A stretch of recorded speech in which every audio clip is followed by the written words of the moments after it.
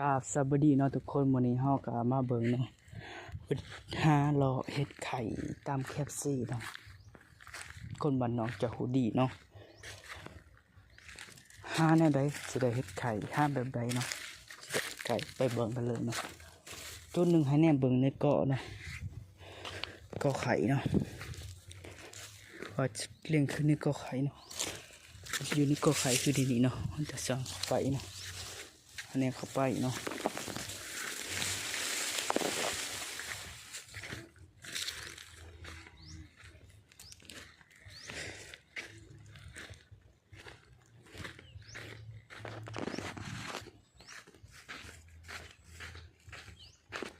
ทุกคน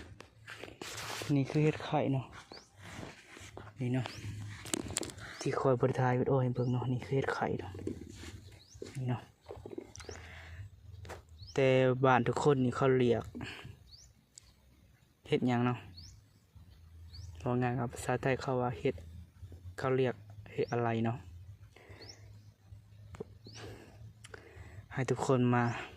พิมพ์และต่อคนถามเบิ่งว่าผู้ใดอยากรู้ว่าแต่ละคนสิเอิ้นว่าแนวใดเนาะเฮ็ดหยังเนาะคอมเมนต์มาเลยเนาะอย่าค่อยเคยอยากรู้เนาะเพราะว่าบางคนก็เอิ้นว่าเฮ็ดไข่บางคนมันก็สิหลายรูปแบบเนาะแต่ละบ้านแต่ละท้องถิ่นมันจะบ่คือกันเนาะนี่ดอกงามเนาะกินแล้วโคตรแซ่บเนาะก็สิได้อยู่ประมาณ7-8 ดอกเนาะจะได้กับพาติดตามกดไลค์กดแชร์นะเพื่อให้เกมเป็นกำลังใจชื่นชมของโดบปืนหาเนาะเพราะว่า